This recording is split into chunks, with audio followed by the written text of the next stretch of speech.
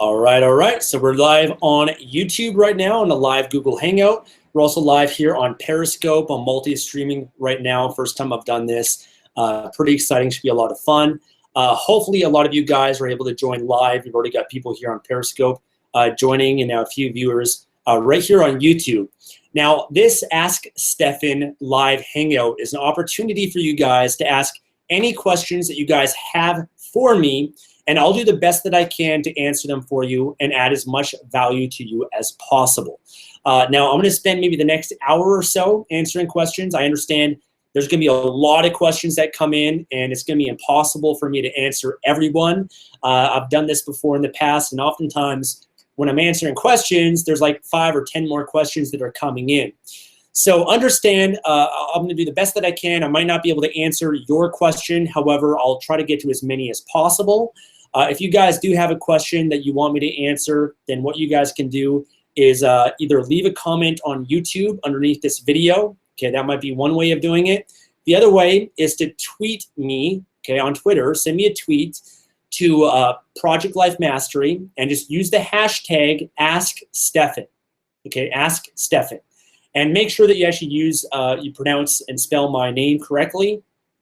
Ask, S-T-E-F-A-N. Put that on Twitter and also on YouTube as well, because when you put a hashtag, it makes it very easy for me to retrieve the question and answer them for you. If you guys can keep your questions short, that's awesome. That's going to help me to actually accept the question and answer it quickly. Like I said, I want to add as much value as possible, so I'm going to get through as many questions as I can. I'm going to try to keep my answers fairly concise. I do have a tendency of rambling on and going on and on, because I really want to add as much value as possible, and there's a lot I have to share on certain subjects, but try to keep the questions short. Again, leave it as a comment, send it on Twitter, use the hashtag #AskStefan. Very cool. We got more people joining right now on YouTube. We got more people here on Periscope. Really awesome. And again, I'm not going to be able to answer the questions on Periscope, unfortunately. So again, tweet them to me or leave them on YouTube. For those that are on YouTube right now, number one, please like this video. Okay, like this video. Leave a comment so that I can actually see that I can actually receive your comments. And if you guys want more videos, always subscribe, because you'll be notified of more videos as well. So if you guys can leave a comment real quick, I'm actually going to just do a double check right now to make sure that I'm receiving the comments. So leave a comment right now on YouTube. I'm just going to do a quick check before we jump into the questions. And we got more and more people that are joining live right now too, which is really cool.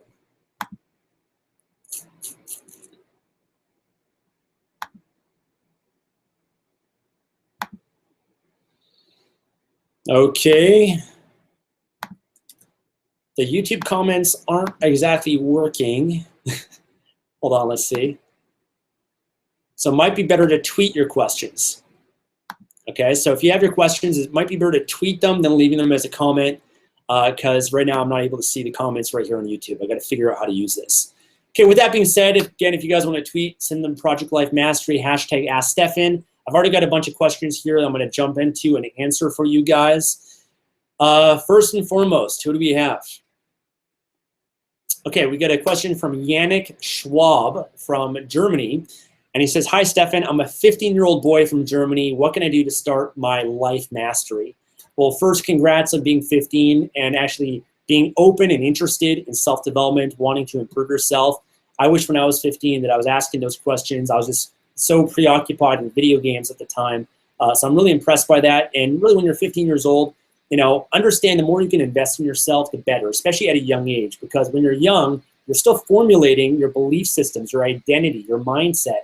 You're much more susceptible and open at that stage. You don't have as much fear and doubt and a lot of baggage that someone that's been through a lot of failures and trials and tribulations later in life has. So I would just say when you're 15, man, just invest in yourself, read books, try to learn as much as you can, spend time consuming valuable information on YouTube, podcasts, things of that nature. If you can go to a seminar, all the better. If you can actually take action and apply what you're learning and maybe start a business or apply to your career or job or to your school, then that's really going to benefit you as well. It's going to give you a good foundation in your life early on that's going to support you at much later in life. So invest in yourself, man. It's going to pay off when you're 20 years old, 25, 30 years old. I got started my self-development journey when I was 17. but I didn't start my online business till I was 21, or my first business when I was 21, first online business, I think maybe 24, 23, 24. And I think a big reason why I'm successful now at 29 years old is because of all the work that I put in over the years, and it's an amazing thing. So you're on the right path, man. You're going to be very successful in your 20s and 30s. I have no doubt about it. Just keep going on it. Next question is from Stanley Kropp. What are the top 3 skills you've learned in your life? Number 2, what inspires you? Top 3 skills, man, that's kind of tough. I would say, number 1 is just fully committing myself to whatever I pursue. Commitment is a lot of power. And I don't know if I'd call that a skill or not, or just a mindset, or something of that nature, but I fully commit to things in my life. And I think that's a very critical skill that can allow you to be successful in anything in your life. I commit myself, I set goals, I basically just apply all the things that I learn. Like when you guys read self-help books, you watch videos, you learn, just apply. If you apply what you learn, you will be successful. And I guess maybe that's a skill as well, is when I learn something, I put it into action right away. I implement it into my life. When I remember, I read and learn from all these financial experts that you should put away 10% of what you earn, and you should put that aside, and you should invest it. I was like, okay, that's what I learned. All these other successful people were telling me to do that, so I just did it. I didn't, question it. I didn't doubt it. I didn't have the fear and the barriers that come up. I just did what they said. Whereas I have other friends that have read the same books, went through the same seminars, and they're still not putting aside 10% of what they've earned. They're still not applying what they've learned. What's going on here? If you don't apply it, you're not going to get the results. So I'd say that's a really critical skill that I have in my life. I learn and I apply myself. I commit myself fully. I think marketing is an important, powerful skill as well. I put up a YouTube video the other day on how to sell anything to anyone. And I think marketing is just something that everybody needs to be successful in life. You have to be able to market, sell, whether it's your idea, your product, your service. And that's one thing that I've invested massively in, just learning over the last few years. And I'd say those are the main ones. I'll have to think about it a little bit more. What inspires me? What inspires me is people that overcome incredible obstacles, people that are doing and achieving amazing things in their lives. I love inspirational stories. I love success stories. I love people that have overcame adversity in their lives and broken through. That inspires me. That's why I like to learn and read biographies and follow other people that are more successful, because I get really inspired by that. And also, I get emails and messages all the time of people that have benefited from something that I said or shared or taught them, been through one of my products or courses that are now having massive success. And for me, that just gives me more inspiration. It gives me more inspiration to keep going and keep doing what I'm doing. And also just motivates me in my life as well. So I end up learning a lot and being inspired a lot by people that apply what I'm saying and end up achieving great things. Here's a question from Joel Farr. Would you suggest if you want to do a multitude of things, not just one? Like if I wanted to play music professionally and be a competing artist, but I also badly want to be a life health coach and businessman. Please help me with this dilemma. P.S. Stefan, you're amazing. Since I found your material, I've been really been able to launch myself into the future, and I'm extremely excited for it. Awesome. Happy to help. It's always better to focus on one thing at a time, maybe 2 at most. And if you are going to focus on more than one thing, 2 or 3 things, to make sure they're all related to one another. They're not competing. They're not totally different arenas. Because if they're at least related, then they can support that one thing that you're doing. So, for example, you want to play music, but you also want to be a life and health coach and business person. Those are 2 totally different things, 2 totally different focuses. 2 totally different, paths. And I think you got to pick one. You can't just go down both paths. You have to pick one and really focus on that over the long term. Be patient with it. Be committed with it. And if there's other things that can support that, goal, then sure, you can branch off into those things also. But if you try to do too many things at once, it's going to overwhelm you. You're going to get burnt out. It's going to lower the quality and the standards that you're going to have in that one thing that you could focus on. I'm in a position where I'm able to focus on more things, but understand I didn't really start out that way. I slowly got to where I was. I remember for me doing Kindle publishing and growing my business that way. I also started a blog, Project Life Mastery, and a YouTube channel. But when I was doing blogging and YouTube and Kindle publishing, they're all related to one another. I was using my Kindle books, and I was publishing books that were related to self-development and business to promote my blog and YouTube channel, and vice versa. I used some of my blog posts to promote my Kindle books. And so I combined those two different things into one thing, and that was a lot more powerful. So once you grow, though, and once you become more successful, you have money to invest in a team, hire people to manage and automate things in your life as well, which gives you more time. And so I'm able to run multiple businesses now, not because I have more time than anyone else, it's just because I'm smart with the time that I have. I hire people, I automate things that gives me more freedom to do the things that are most important in my business. So hopefully that's helpful. I focus on one thing or try to combine them together, at least at the beginning. Here's a question from SimStar Dust. Hey, Stefan, inspiring as usual. Can you please do a video on your supplements? I've actually already done a video on supplements that I take. It was about a year or so ago, maybe 2 years ago. It's called my weight loss plan, I think, or something like that. I'd search weight loss or maybe diet or something like that on my YouTube channel or blog. I've got a whole blog post and video where I go over each supplement. At the time, I was doing a fitness competition. I still take all the same supplements, really, except for now I have some of my own products, Life Mastery Nutrition, my CLA and BCA and L-carnitine that I take. But pretty much my supplements are the same then, as they are today. So I make sure to go back on YouTube or my blog, and I've got links to all the different supplements I take as well. Kevin asks, have any plans to move to the United States? I'm not entirely sure yet. I'd like to have multiple homes around the world. California or Florida is different options that I've been looking at down the road. California, the taxes are pretty high, as well as where I live in Vancouver as well. Florida, there's some benefits because there's a much lower state tax. I don't think there's any state tax there.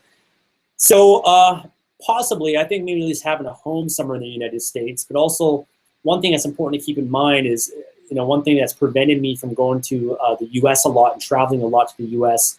this year so far has been the Canadian dollar has been a lot worse than the U.S. dollar. So ideally, for example, like right now I'm traveling in Dominican Republic and I was in Bali and Thailand and all that. If I was to spend that time in California, which is actually what I wanted to do originally for a few months, I would end up paying 30% more because when I convert the Canadian to U.S., it would just be a lot more expensive. And so it depends on how the Canadian dollar is. I actually enjoy living in Canada right now because I benefit a lot from the U.S. dollar. All my businesses are run in the U.S. market. Most of you guys, people that follow me, are my customers, live in the United States. That's my demographic. So I'm able to benefit from that. But I'd much rather right now travel around as much as I can, especially because I'm still young. I have the freedom to do so. And then maybe settle down and maybe buy a place somewhere maybe in the U.S. or somewhere in the world. I'm not quite sure yet. Question from GFG, how can I work for you?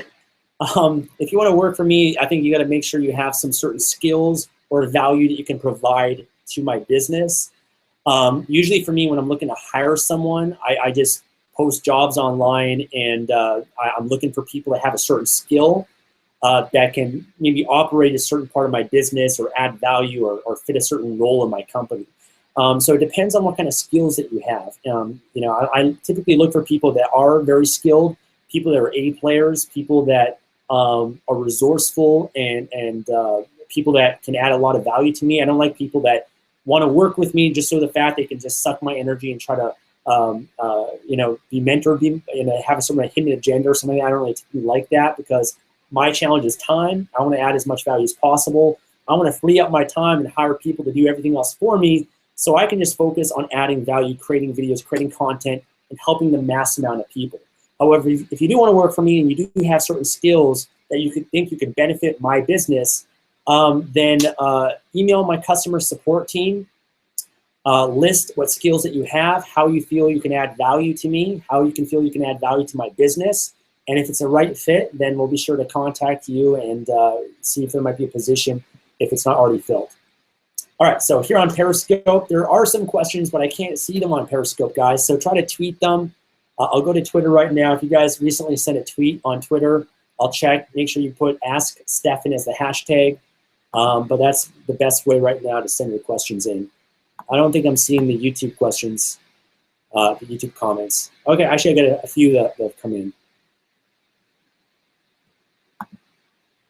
Okay. Let's jump to Twitter here, guys. Okay, here's a question from Impro Self. How do I maintain that new business high? How do I make sure that I don't slow down? I think number one, you're gonna have a strong why, a strong reason, a strong mission and purpose. And it has to be on just making money, because if your primary goal of starting a business is just to make money, that's not enough to win the war. That's not enough to win the battle. Once you start making money, you're gonna end up losing your drive and motivation, because money is just a number. Money is just, money in the bank account. You need something bigger than that. What you can do with the money, that's what really matters. Having something, whether it's tangible or intangible that you're after, that can motivate you. But again, that's a short-term motivator. It's not going to sustain you over the long term. Getting a house or a car, that's still not enough as well. I find that ultimately you can't be motivated by external factors. You have to have an internal motivator within yourself. You have to love your business. You have to love the process. I put up a great video blog on YouTube called 4 Switches to Turn on More Passion in Your Business. I highly recommend you go back. It was just maybe last week, I think I published that video blog. Go through that. There's a really great book called The Entrepreneur's Roller Coaster by Darren Hardy that goes more into that as well. But he shares the 4 different switches, but ultimately it's having strong enough reasons that are bigger than yourself. If you can be building your business and trying to grow it because you're just focused on your own needs, what happens is when your needs get met, you're gonna lose all motivation and drive. But if you're focused on other people's needs and you wanna help as many people as possible and you care about people, you have a passion for that, then that's gonna be a motivator that's gonna last forever. It's gonna be sustainable over the long term. If you're focused maybe on serving your family, your community, your country, one of my goals is I wanna build houses and schools for people that are suffering from poverty. Last year I built 2 schools and a house. I built one in a house in El Salvador, Ecuador, and also in Kenya. That motivates me, guys. And one of the reasons why I started focus more on contribution goals is because I'm already in a position where all my needs are met. I'm doing well in my life. I'm happy. I get to travel the world. I get to do amazing things I feel so grateful to be able to do, but that doesn't motivate me much anymore. My motivation now is trying to serve and contribute as much as I can. So I would say just try to find those reasons that really motivate you over the long term. Jason has a question. If you could be any YouTuber, big or small, who would it be? I would say no one, man. I'm happy with myself. I don't want to be anyone else. I want to be true to myself and just live my own life, live my own path. I try not to compare myself to anyone else. I just try to be me, and that's what makes me the happiest in my life. High Life Academy, what's the best program, events, coaching to overcome limiting beliefs that you've been through? Great question. Without a doubt, Unleash the Power Within by Tony Robbins. If you haven't been to UPW, Unleash the Power Within, it's a must. I've been 7 times. I've written video blogs and blog posts reviewing my experience. Changed my life many years ago. He's got it on the 3rd day, a whole process called the Dickens process. And it's basically a couple-hour process to overcome 3 limiting beliefs in your life. And you identify the beliefs, and he shares with you the 7 steps to lasting change. And I've benefited from this immensely in my life to shift beliefs. But once you identify your limiting beliefs, it's really about getting to the truth, because these limiting beliefs, also known as BS, by the way, belief systems, they're not true. They're just these stories that we've told ourselves. And when you can get to the truth, which is often just the antithesis of what your limiting belief is, then you're free from it. And then once you've identified your new belief that you want instead, you're just gonna be able to interrupt the old pattern, the old belief, and then condition the new belief. And a lot of what Tony Robbins does at the seminar and teaches is NLP, which is neuro-linguistic programming, which basically teaches how to overcome beliefs and change states.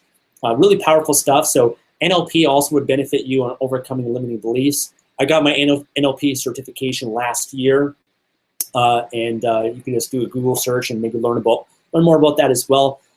But also that's why I believe in morning rituals, guys, because a morning ritual is basically an opportunity for you to condition yourself every day because part of the reason why you have these beliefs is you just said them to yourself so many times, right? You maybe grew up with them or you heard them from other people. You just kept conditioning it. And the way to change that is you got to identify what you want to believe instead and then condition it every day, part of your morning ritual that will change your mindset, and then the behaviors in your life will follow after that.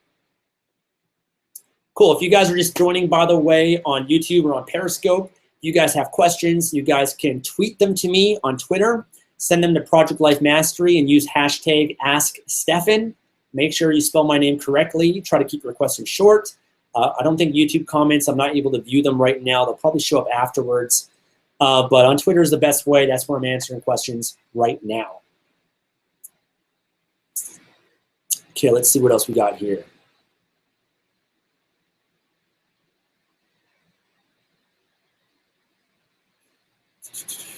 Okay. Question from Jonathan: would you consider living in Thailand or Bali? It's pretty tough, man. I spent 3 weeks in Phuket. I liked it there. I had a really optimized life. And there's differences between Thailand and Bali. Like, I liked everything was very cheap in Thailand, and there's just more of, like, if you want to party and have fun, I think Thailand's a little bit better. Bali, I like because the people there are amazing. They're really happy and friendly and nice. It's a very spiritual environment. Lots of meditation, yoga, very healthy. Excuse me. Every day I was, drinking juices and smoothies, and that's not uncommon at all there. Juices, everything there, very easy access to, very inexpensive as well. Not the best, like, party place if you want to have a good time and stuff. But a great place is Ubud, which I love a lot. It's a very spiritual place, lots of yoga. The yoga barn is great there. I did yoga a few times. A lot of great massage. Like, I did a lot of like healing type of massages. I did it like open chakra massage and things like that because I've been exploring more the energetic side of the body.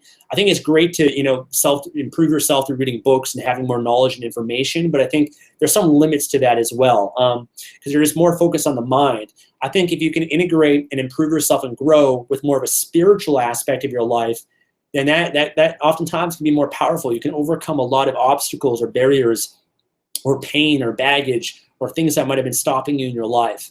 And if you can look into Reiki or energetic healing or chakras and just overcome certain barriers or tension or restore different emotions in our muscles and our body, you can be free from that, then that's a powerful form of self-improvement as well. So that's another reason why I love Bali. And there's also a lot of online marketers there in Ubud.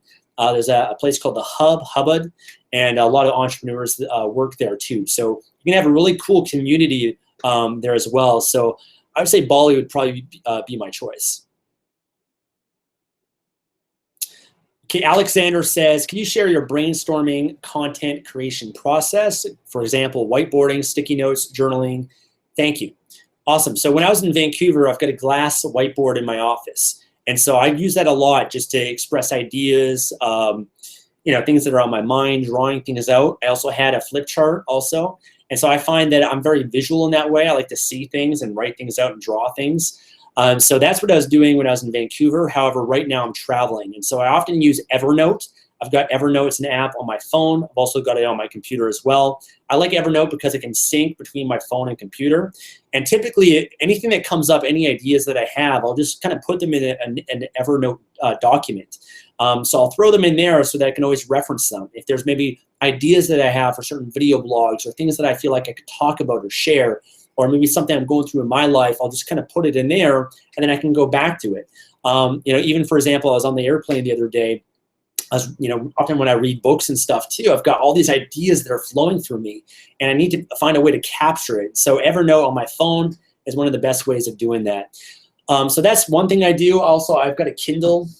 Got my Kindle right here, guys. I love a Kindle because you can actually highlight certain notes and things that you're reading, and you can go back to it pretty easily and view all the notes and all the recordings and stuff. I was very hesitant, by the way, to get a Kindle. I've read hundreds of books just paperback and hardcover. And I didn't think I'd really like a Kindle, but once I got into Kindle publishing, I was like, okay, I might as well get a Kindle now that I'm publishing books.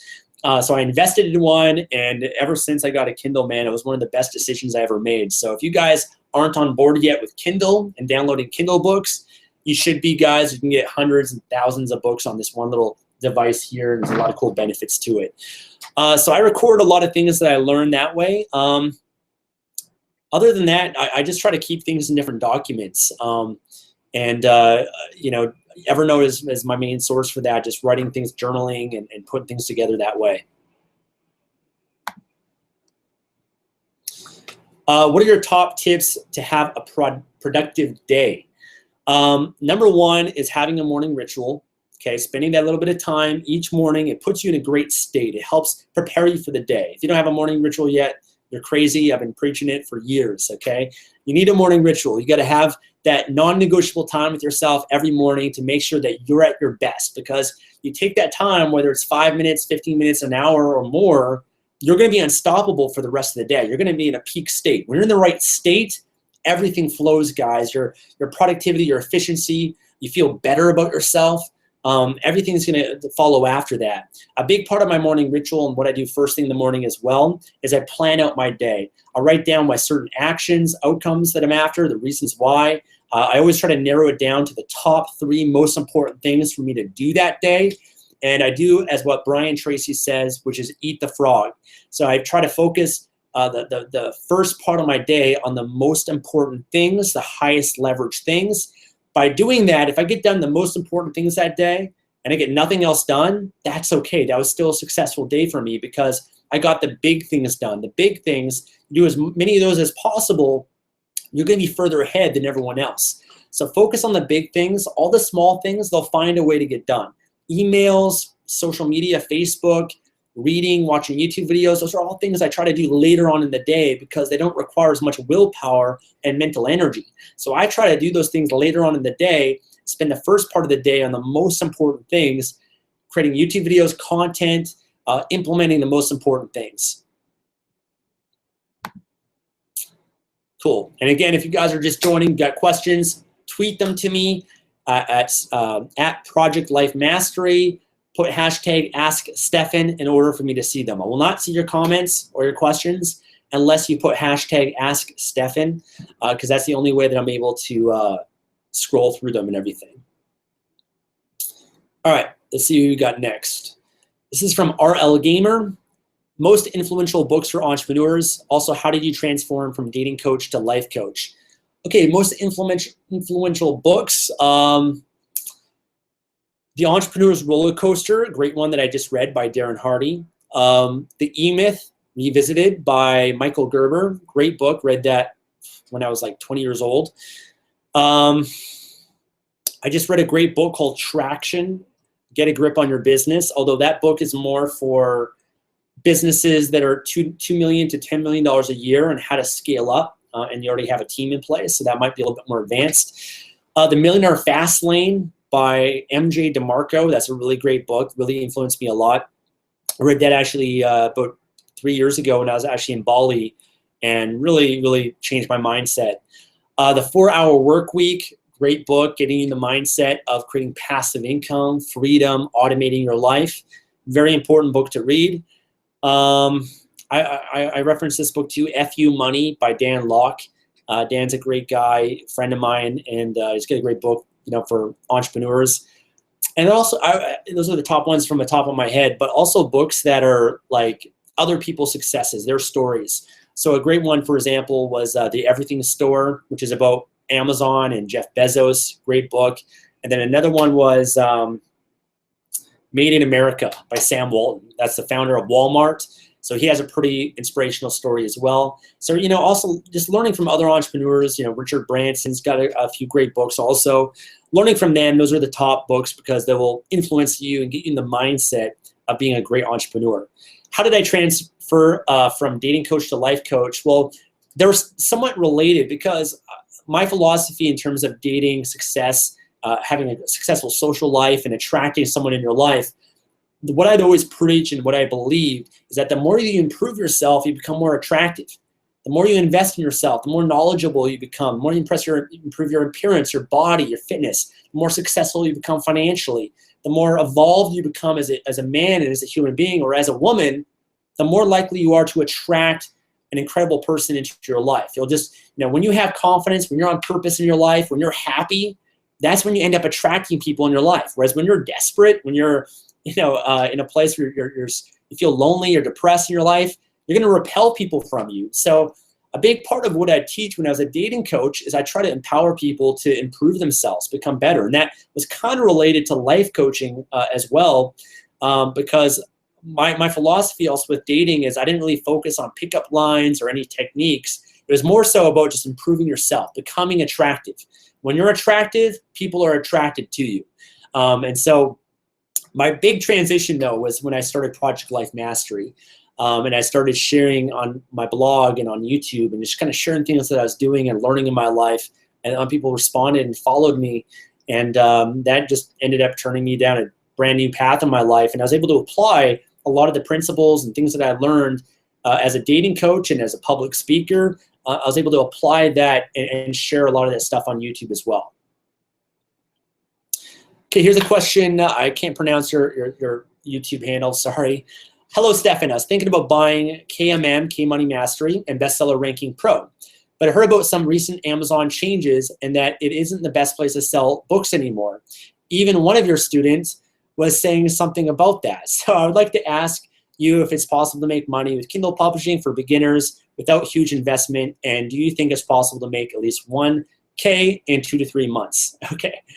Yes, Kindle publishing is still an amazing opportunity. There's a lot of success, a lot of opportunity that's there. I don't care what anybody says. I mean, I'm experiencing that in my business. I'm working with people all the time. People that are going through the program, my program, they're having amazing success. Kindle, Amazon is a better opportunity that's ever been, okay? Amazon's not going anywhere. They're growing. They're not dying. They're not losing customers. They're growing massively. There's always Amazon changes. There's always changes. You should never worry about changes. You should always adapt to changes. Be flexible. Everything that I teach is evergreen, meaning it doesn't matter what changes that happen on Amazon or whatever. The principles are the same. You publish, you create a book. Number one, you find a market, a demand. You fulfill that market with a high quality book. You publish the book, you market, promote the book, you make money, okay? Those are the principles of publishing. Those are the principles of success. Other people, they're using different techniques. I know the person you're referring to, and there's other people, they're looking for loopholes, they're looking for shortcuts. And whenever you do that, you're looking for loopholes and shortcuts and trying to get rich quick, you're gonna fall into trouble. You have to worry about the changes of Amazon, because if Amazon makes a change, your whole business is gonna go down. So you can't build a business that's dependent on that. You got to build it based on timeless principles, which is, again, primarily what I teach, that will be long-term and sustainable. You got to focus on quality. You got to focus on marketing and doing things the right way. If you can do that, then you'll have success, okay? If you're looking for loopholes and shortcuts and trying to get rich quick, you'll make some money in the short term, but then it's going to go away. The problem is most people, they just focus on Kindle. And they don't realize that they're actually in a business that's much greater than that. There's Kindle, there's CreateSpace, which is paperback and hardcover books. So there's ebooks, paperback, and there's audiobooks. And then there's the back end of building a brand, building a list, doing affiliate marketing, creating your own products. There's so much more than just Kindle. But people, they just focus on that. I try to help people build an actual business, an online business, like I said, that's bigger than just a Kindle book. Right? I want to teach people how to build a brand and actually build a presence on Facebook, on YouTube, on Instagram, all over. Because when you have that, when you have a business that's not just dependent on ebooks, then you can do so much more. So that's a strategy and what I teach. I'm not like I said, a fan of just trying to figure out loopholes and stuff, because I know a lot of these guys, and you might know them if you mentioned some of them, but a lot of these guys, they're getting in trouble with Amazon. They're scamming Amazon. They're scamming people. They're trying to do these loopholes and stuff, and it just gets you in trouble. And that's not a successful, sustainable business, in my opinion. So yes, there's a lot of opportunity there. You can make a lot of money. If you're a beginner, best opportunity, I believe, to get started online. It doesn't require a huge investment at all. Can you make $1K in 2 to 3 months. It is possible. There are people that, yes, they've made $1,000, and built that within 2 to 3 months. It's often dependent on the amount of work that you put in, your background and your skills online, what you're willing to put in. The more you put into anything, guys, you work hard, anything's possible. So I've seen people that have done much greater than that, and I've also seen people that have done less. But again, it depends on how much time and energy and focus that you can put into a business. That's what's going to determine your results. Cool. Question from Justin. Hey, Stefan, what is the best way to get content writing done that isn't fluff and filled with errors? I'm in the process of getting my first few Kindle books published. I used eWriter Solutions and at $1.40 US, and I'm facing quality issues. Getting them to revise takes a lot of time on my part. I also use another company at $3 US. The quality is very good with a fast turnaround, but very expensive. I find it difficult to choose between high quality and affordable price. What's a reasonable rate? $1 per 100 words as of today. Thank you. All right, how can you get quality books? One is you can write them yourself. Okay, I know what a concept, right? Just actually writing books yourself, but just sitting down and just hammering down, put your nose down and writing, guys. I'm reading your comment right now. You're a great writer. I don't know why you're not utilizing that skill and writing books yourself. That's how I started. I started off using content from my blog posts and publishing those as Kindle books. And I found that by me doing that, I learned a lot. I developed my writing skills. I was able to pump out books fast. I ended up creating a program called 24-Hour Book, how to write a book in less than 24 hours, of me just writing the books myself. And I actually enjoyed that at the time because I didn't really have that much money to invest in hiring people. And I could, literally pump out books fast. I didn't have to wait for other people, and I could then use those books to promote my blog and other things that I was doing at the time as well. So that's probably one of the best ways is, not being afraid just to write. If you're committed to something, you do what it takes. It's easy to say that you're going to do what it takes. It's a totally different thing doing it. So don't be afraid just to write books yourself if you need to. Other than that, if you want a really good quality book, understand it's going to depend on the person, the company, or how much you're willing to invest. You can't really expect a book that's like, a Stephen King book or a really amazing book and not have to pay for it. Okay, it doesn't work that way. You can save money and get books a lot more inexpensively by hiring writers that are overseas. So again, typically, if you're hiring people in the United States, it's going to cost more money to do that, right?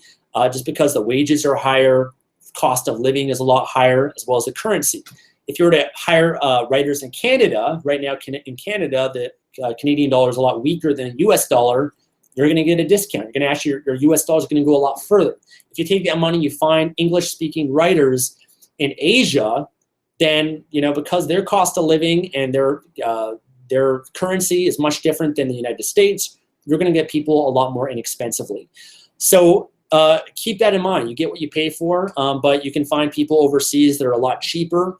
I have different companies and freelancers and whatnot that I recommend inside my Kindle course. But again, even then, you can't expect, if you get a book for $100 that's relatively short, you can't expect that to be a super amazing high quality book.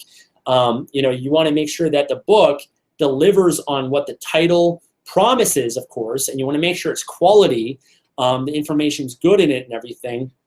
But if you really want an amazing book, you're going to have to hire and spend more money on that, or either do it yourself. So maybe your expectations are a little bit too high. Otherwise, I think you just got to find the right service for you. I share what I use in my Kindle course, but one of the ways that I found what I use today is I just tried different services. I tried different writers, and that's the process of building a business. You got to hire different graphics designers. You got to hire different web designers. You got to hire different virtual assistants. You got to hire different writers until you find what works best for you and what's the most affordable, what makes the most sense, what you're getting a return on in your business. So you just got to identify and find the right person for you so you can grow your business. Okay, here's a question from Richie Wong. Hey man, I'm a huge fan of your videos. They're very inspiring. I'm looking at starting my own blog, and I have a question regarding blog security. Have you ever had an issue with website security? What are some of your tools that you use to keep your site from being hacked? And have you ever had people steal your content, and how do you deal with this? Okay, number one, if you're first starting a blog, honestly, you should not be thinking about blog security. blog security is something you have to think about when you've already built an asset and you have a big business that's worth a lot, and you'll become more of a target for people and hackers, and you got to worry about the security a little bit more. If you're just brand new, man, don't even consume your thought with that. When you're first brand new, there's so many things to focus on. You just got to focus on yourself on the most important thing, which is just putting out content. As you become more successful in a blog or in anything, in any business, at that point you have something to lose. In that case, you have to figure out how you can protect your business, how you can protect your Kindle books and copyright and trademark, and having lawyers and go over everything to protect what you've got. But when you're first starting out, you got nothing to lose. You shouldn't worry about that too much. However, yes, if you do have websites and you are successful, then security is something that you do have to deal with. And that involves making sure you've got good hosting. I use WP Engine now for my blogs. I started out with Bluehost and HostGator, and they weren't able to handle the capacity of my visitors and traffic, even with a dedicated server. So I invested in WP Engine, which is specific for WordPress. They have really high security, great company. They back everything up every single day. They cost a lot more money, so they're not really for anyone that's brand new starting out. But at the point that I'm in now, they do a great job for me. There's different plugins that can benefit you, but always backing things up is very important. One tip for WordPress is changing the login page. So usually for most WordPress blogs, the default login page is your website name /wp-login.php, and that's a universal default login page, which basically hackers or anyone can get access to. So if you change that, then nobody's going to know where to log in except for you. So they're not going to be able to try to log into your blog or website in that way. Also, making sure you change your administrator's username on WordPress as well. You're not using the admin, which is the default username. You change it to something more unique, because a lot of hackers, they're just going to use the default admin. And just making sure your password is very secure. Those are the top tips that I'd recommend. Have you ever had people steal your content? How do you deal with this? Yes, all the time. I have people that plagiarize, people that have been through my Kindle course and have explicitly just literally taken the material, the PDFs, and put it in their own course and sold it. And I've had to report those people. I've had to file DMCA takedown notices, cease and desist, getting lawyers involved, things of that nature. And it's always a pain to have to deal with that sort of stuff, but I try not to focus on it too much. I'm at a point now, once you're successful, you have a lawyer, and your lawyer deals with that and handles it, because you don't want to get caught up on that, guys. You want to focus on adding value. Do what you're good at, do what you enjoy, and hire the right people in your business to help deal with that and take care of all those people. If you look at Tony Robbins, you look at Oprah Winfrey, they're suing people all the time. They have people that are, violating their trademarks, people that are, violating copyright and plagiarizing. They're not caught up in it, though. They have lawyers and people that deal with those people. And ultimately, people that do that, they're not going to get far, right? They're not creative. They're not committed. They're not putting in the work. They're looking for the loopholes and the shortcuts, again, which will only get you so far. So try not to worry about that too much, and just try to do the most important things, which is add value.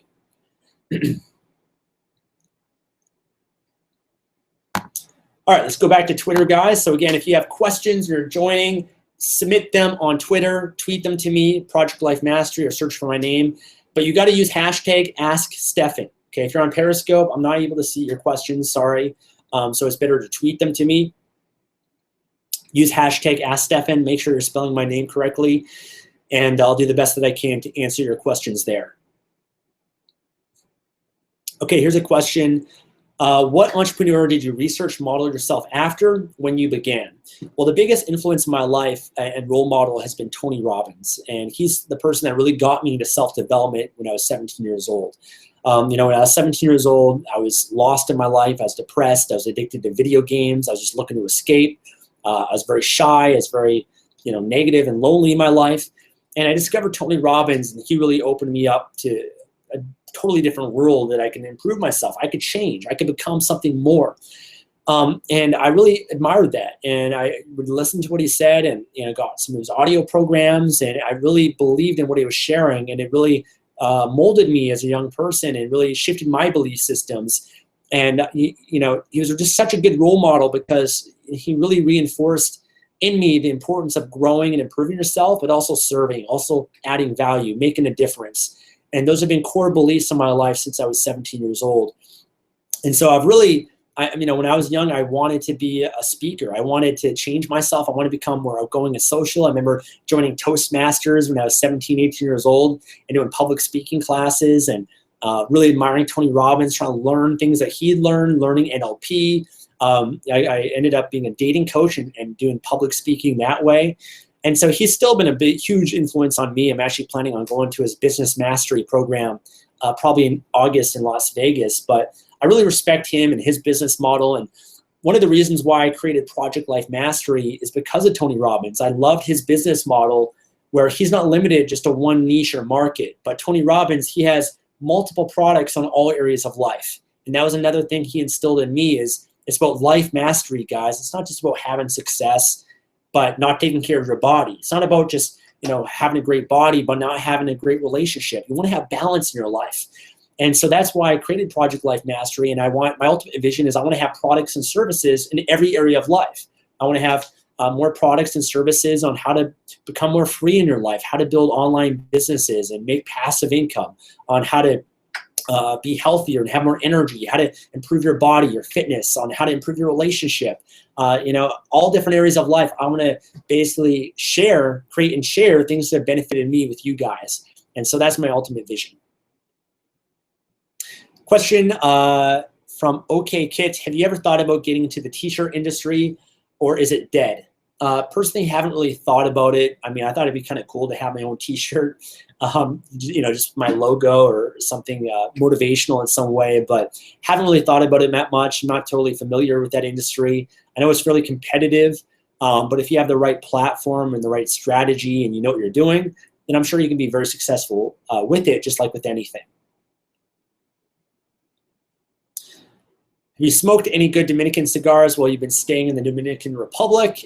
Answer is no. What's some keys that help you stay consistent? You know what? There's no external strategy or really thing to being consistent, guys. I mean, you can get accountability, you can watch videos and get motivation that way, read books. Ultimately, guys, to have consistency in your life, you have to love it. You have to be addicted to the process. I work out every single day, even when I'm traveling. It doesn't matter where I'm in the world, and I'm consistent with that, not because I have to push myself or expend all this energy or willpower. It's because I love it. It's fun. I can't go a day without working out. If there's no gym, man, I'm doing push-ups on the floor. I'm using my suitcase as a dumbbell, doing bicep curls. I'm finding a way to engage my body because I love it. I'm consistent with that. It's a must for me. It's important for me in my life. And so consistency is not an issue when you love something, when you're addicted to it. I share in my Morning Ritual Mastery program that, the very first day, the first part of that in order to be consistent with a morning ritual, you have to make it a must in your life. You have to make it important, and you have to resolve any inner conflicts or any limiting beliefs that are preventing you from doing that. When you're in harmony with it and you're addicted to that and you are loving the process, it's effortless, guys. It doesn't require willpower for me to work on my business. It doesn't require willpower for me to eat healthy.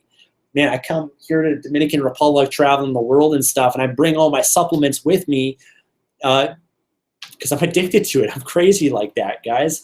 So become addicted and find a way to love it, man. That's how you become consistent. Hey, Stefan, Jason from Singapore here. How to overcome overwhelming thoughts which may be sabotaging success. First of all, awesome. I was actually at the airport in Singapore, and I was so impressed by the airport that I was like, man, I've got to come back. I think it was on a layover to Bali or something like that. But Singapore seems like a really amazing city that I can't wait to go to. Anyways, how to overcome overwhelming thoughts, which may be sabotaging success. Number one, understand that your thoughts are habitual. So these thoughts that you have, any thought is basically a pattern. I want you to think of your thoughts and behaviors as patterns, almost like on a CD. If you take a CD, there's burn a certain pattern, you put it in the CD player, it's going to run that same pattern over and over again. Understand it's a pattern, it's a habit, it's something that you've developed in your life. You need to change that. And again, the only practical way I know of really to change things in your life is having a morning ritual, having basically time every day to condition yourself, because nothing will last if you don't condition it. It's like if you want to have a great body, you got to do it every day. You got to condition yourself. You can't just do things one time and expect things to be done. So having a morning ritual and conditioning yourself to be the way you want to be, having the thoughts that you want to have. If you have these overwhelming negative thoughts, do your morning ritual in the morning and prepare yourself, get yourself in the right state, because that will prevent the negativity, the depression, outside things that are happening to you later on in the day. They're not going to happen as much because you're being proactive instead of reactive. So I'd say have a morning ritual. Go through my morning ritual mastery program, honestly, if you haven't already. Make that a must in your life. Condition the beliefs, thoughts that you want, but also identify what's stopping you. Identify these thoughts. Identify these limiting beliefs that are sabotaging your success. Identify them, and then use morning ritual mastery to replace them through affirmations, incantations, and just replacing them every single day. If you do that within 30 days, 60 days, you can have a totally different mindset, and those old thoughts and beliefs that are holding you back are going to disappear. Okay, James has a question. How you doing, James? By the way, James Gledhill, he's a pretty active member of Morning Ritual Mastery in the Facebook group and everything, so it's great to see you, man. The question is, hey, Stefan, none of my questions are coming through. Okay. But it's how to become a great finisher. Okay, how to be a great finisher. I'm not exactly sure what you mean by that. I guess it depends on the context, but I'm reading a really great book right now called Relentless by Tim Grover. And Tim Grover is a trainer, physical trainer, and mental psychological trainer for a lot of professional athletes, specifically Dwayne Wade, Kobe Bryant, and Michael Jordan. And he's really known for training them on the mindset. And he speaks a lot about closing and finishing and being relentless. And I actually just recorded a video blog that's kind of related to that, that I'm going to probably publish sometime next week on that. But I think it's just a mindset. I'm a big believer that how you do anything is how you do everything. How you show up right now in the little things in your life, they mean everything, because the little things result in the big things, and the little things in each area influence all the other areas of your life. One mentor that I had, Greg Plitt, really, he passed away, but he was a fitness guy online. And, one thing he really teaches that is just the importance of doing the right thing in all the little things. So, for example, he'd use these examples of, if you're gonna dust your house, right? And there's a picture frame. Do you dust around the picture frame, or do you pick up the picture frame and dust it and you do the job right?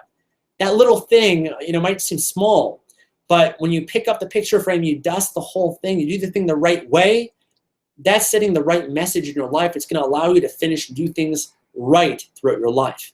If you wash your car and, you put away the hose and everything, you're all done, you come back and you see you missed a spot. You just pretend it's not there, or do you take out the hose again and you finish it, you do the job right? That's how you're a great finisher with the little things, because that's going to influence the big things. Just making sure that you're doing things to the best of your ability, and you're not taking any shortcuts, because the shortcuts aren't going to help you later on in your life when you're having troubles in your marriage, or you're having troubles with your health. There's no shortcut that can get you out of that. You have to be a great finisher. You have to be someone that has perseverance and is relentless and does what needs to be done and finishes things and does things the right way. So not sure if that really answered your question or not, but that's what I have for you.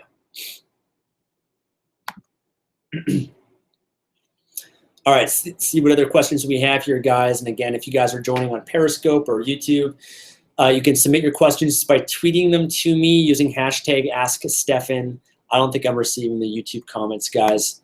So tweeting me on Twitter is the best way of doing it.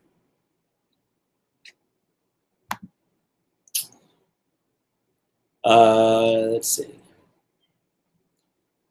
Mitch has a question. Hey, Stefan, what did you truly think helped you become successful with your affiliate marketing business?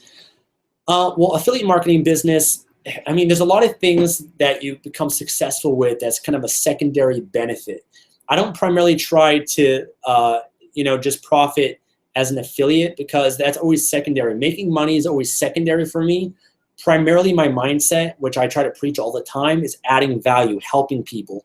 Everything that I ever share on my blog, on my YouTube, on my email list, or whatever it is, I share because it's benefited me in my life. It's helped me in my life, or I believe there's some sort of benefit or value to people that are following me. It can help them in their life. And so I spend a lot of time learning, growing, improving myself. And my whole mission is to share things that have made a difference for me or things that can help make a difference for you. So a lot of things that I share, if there's an affiliate program and I can actually profit from sharing something and actually, get rewarded and compensated for that, then awesome. That's a win-win, on both sides. So I think that's the number one thing that's allowed me to be successful is adding value. You guys have no idea how much time I spend creating content just to help people, add value. There's a lot of things behind the scenes that you guys don't see. I mean, I'm putting out YouTube videos almost every day. I put out videos all the time. I don't benefit from a lot of these videos. Some of these videos, I get no benefit. I'm not trying to sell anything in most of my videos. I'm just trying to help as much as I can. I'm just trying to answer questions. Right now, doing this, this hangout and stuff, I'm just trying to help as much as I can. I have no agenda. I got nothing to sell that I'm trying to funnel you guys into or promote or market.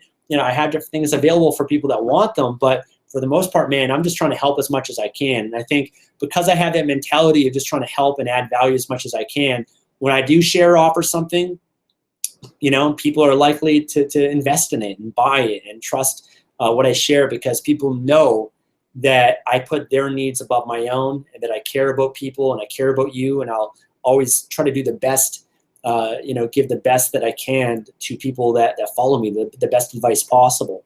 So I think that's the number one thing that's allowed me to be successful with that.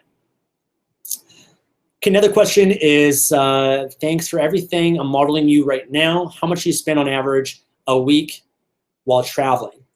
How much money do I spend? I'm not sure if that's what you're asking, or how much time I spend. I'm not quite sure, but how much do I spend? I'm not quite sure, guys. It's kind of interesting, when you're, I think that when you're struggling in your life, you're broke. You have to learn how to manage your money, right? It's a very important thing, managing your money, because that's how you get out of debt. That's how you make sure you don't get into financial troubles or anything like that. And so when I was many years ago, man, I got into a lot of debt. I didn't factor in taxes in my first business and owed a lot of money to the government, things like that. And I dug myself a hole. The only way I got out of it was I learned how to manage money and finances. And I remember I just did things old school, and I took out an Excel spreadsheet every Tuesday. I'd go through my bank account, my online banking, my credit cards, and I would just put in my income and all my expenses and categorize it. I did that every single week. And so I would set budgets for myself and just really make sure that I was on top of my spending and everything.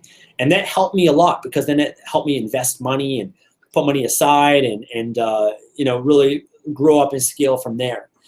But what happens is over the years, as you become more successful, you start making significant amount of money, you become a millionaire and everything, you stop managing your money as much. Meaning I'm more in a position now where if I want to do something, man, I do it. I don't have money hold me back in any way. I'm still somewhat intelligent about it, so I'm not going to waste money. I'm not a big believer in just wasting money and blowing it. I still always try to invest in assets or things that can benefit me in my life, whether it's my happiness or contributing or whatever it is. But I'm more in a position now where I get to, if I want to buy something, I do it. If I want to go on a tour, if I want to rent a jet ski, I'm going to rent the jet ski. If I want to go to a nice restaurant, I'm going to go to a nice restaurant. If there's a homeless person, I want to give that person money and change their life, I'll do that. And I don't worry too much about putting money aside, because honestly, like 90% of what I earn just goes towards, investing. I have very high profits in my businesses. I have very low overhead because I don't have an office. I don't have machinery. I don't have a lot of employees. Most of my employees are all virtual and everything, and I work with different freelancers too. So I don't really worry too much about how much I'm spending. I do have bookkeepers in my business, and I send a profit and loss report every month so I can see my spending and my business and my personal life and everything. But I don't worry about spending much. I pretty much invest 90% of what I earn right now at this point, And then the 10% I spend to grow my business or just do whatever it is that I want. So not the best advice if you're just starting out in business and your finances, but I do recommend budgeting and tracking your money carefully, especially if you're starting out and you want to slowly grow. Another question is, when do you know it's time to move out of a business and take on the next challenge? I think it depends on several circumstances. I think number one, do you have passion for that business? Is that business making money? Is it profitable? Can you automate it? I'm a big believer when I grow a business, I want to find a way to automate that business as much as possible so that I can free up my time and it can become passive income for me, and then I can then focus my time on the next project. And so that's, for example, what I did with Kindle publishing, because Kindle publishing and publishing books wasn't my passion. It's not my passion in life. It's not what my mission really is. I got a lot more to offer. So for Kindle publishing, I did that. I grew a successful business from that, but then I automated it. I hired a manager, I built a team, and I automated that business so that I can focus on my passion. I could, at the time, I used that income to pay for my lifestyle, my expenses, so that I can focus on building a blog and YouTube and something bigger than myself. So I don't focus on publishing as much as I used to. I just can't. It's impossible for me now because I have other businesses and so many other things that I'm doing, whereas when I first started, that was the only thing that I was doing. But I focused on it and built it up to a point to help support the lifestyle that I want. So if you have a business right now, what I would say is try to find a way to automate it before you move on to the next thing. Try to find a way to bring in employees, staff, maybe have a partner come in if you want to get out of that business and run it, maybe sell that business, and then move on to something that you're more maybe passionate about or is a better opportunity for you or something that can maybe create some passive income for you in your life. It really depends on what your vision is for your life and whether or not the business that you're in is in alignment with that. For me now, I don't do anything unless it's passive income, unless I love it. So for example, doing videos like this is not passive for me at all. YouTube videos is very active. It's a lot of work. But again, I love it. It doesn't feel like work. It feels like a hobby. It's a passion. It's a hobby that I get paid for. So that's the ultimate place to be in your life, is when you truly love what you do and you're not just doing it for money, but you're doing it because you love it. If you end up making money from it too, then that's an awesome side benefit also.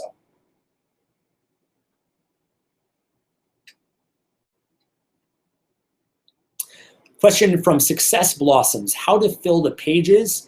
I get right to the point equals short book. I guess short's not too bad, right? Okay, I'm not entirely sure what your question is, but short books, there's nothing wrong with having short books. Some people like long books. Some people like short books when you're publishing. Really depends. There's really a market for both.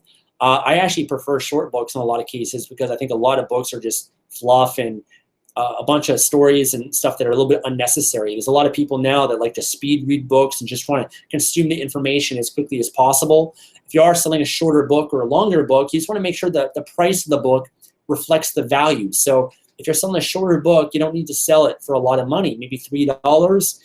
A longer book can be sold for $10, $20. So, short. I typically recommend people, if you're going to do publishing, start off with a shorter book, get your feet wet.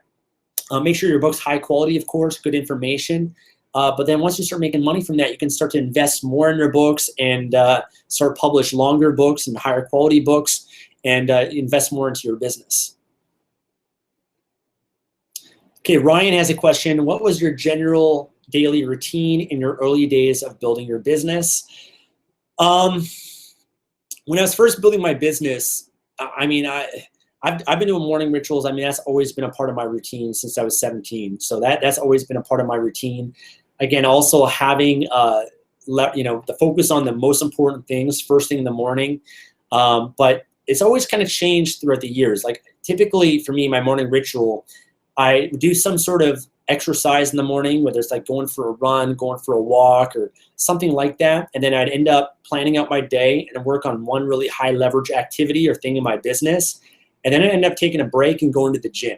So I'd work out twice a day. So do like maybe cardio or a walk in the morning and do my morning ritual, focus on that high leverage thing, take a break, go to the gym, and then come back and then focus on the next most important things. So I'd say, the routine is pretty much being consistent. However, at different points in my business, especially when I was first starting, I made a lot of sacrifices. And that's one thing a lot of people don't realize. I'm talking about sacrifices of working from the moment I wake up to the moment I go to bed, pulling 16-hour days. I remember one time when I was in Bogota in Colombia, I worked 48 hours straight without sleep. 48 hours straight. I was just totally desperate and so focused, man, that I didn't even sleep. That's the power of having a strong why. And so I made a lot of sacrifices at different points too, especially when traveling, where it was just working my ass off. That was my routine, just working like crazy.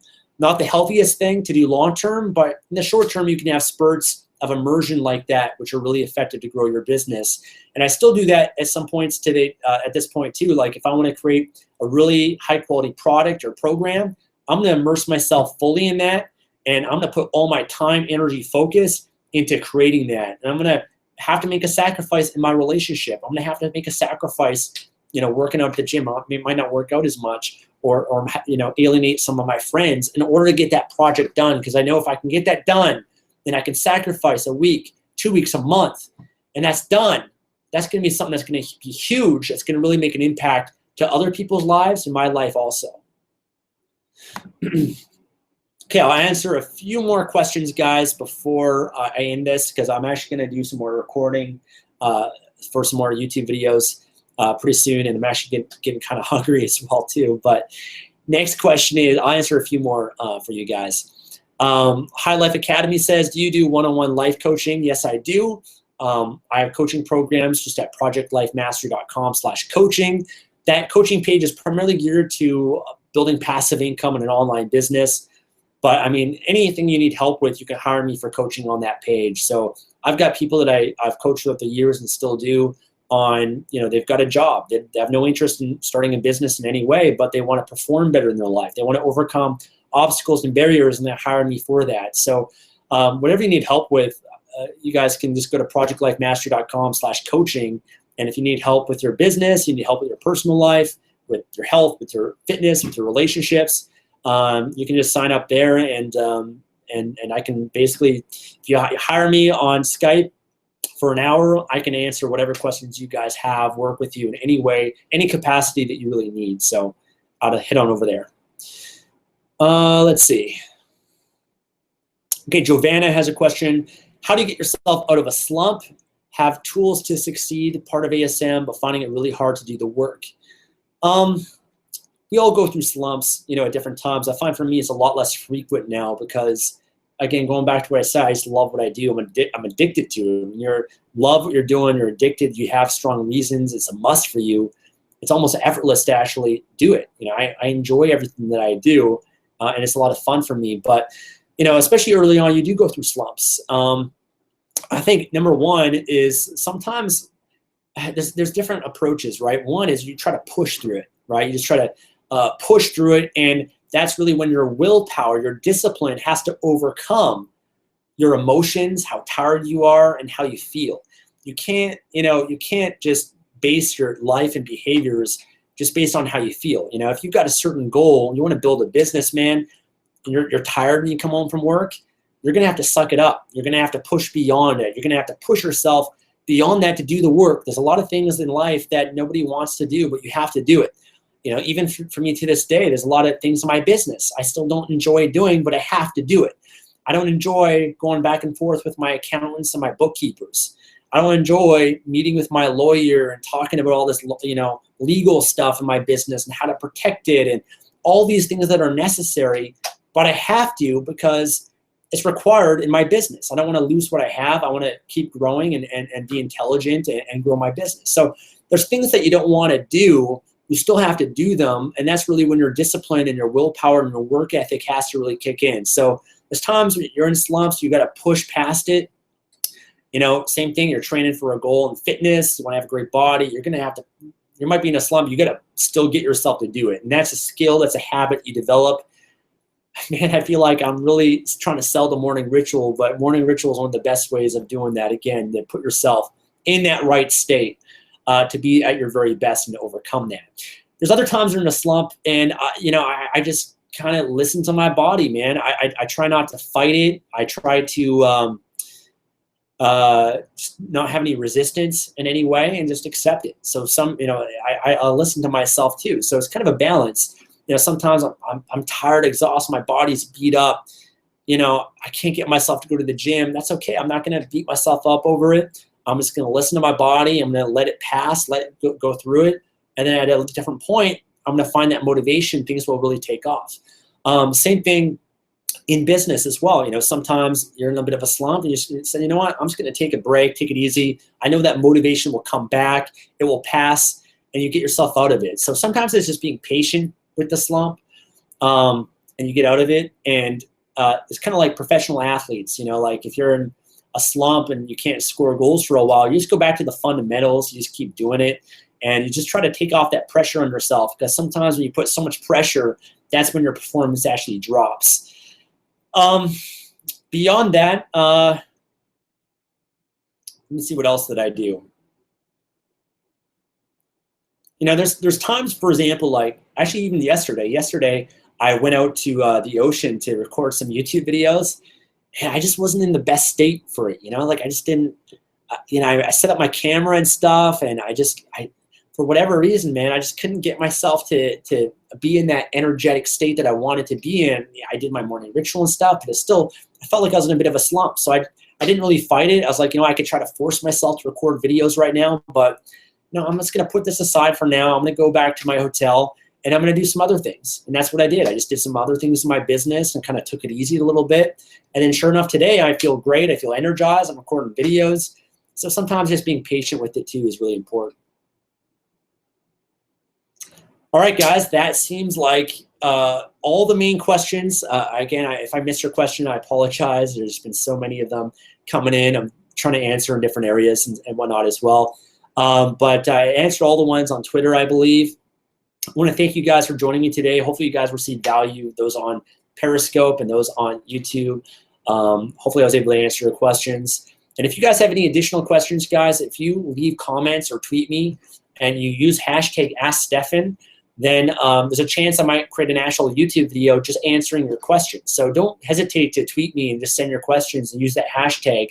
And it's really important to use a hashtag because that's what allows me to search and find your questions. So use the hashtag #AskStefan, and then I'm going to shoot some more videos here today for you guys and also next week. And so that's the best way to get your questions answered. So thanks a lot, guys. Great connecting with you guys. I'll be sure to do another live hangout like this maybe sometime in the future. But hopefully you guys are doing awesome, and I'll talk to you guys again soon. Take care.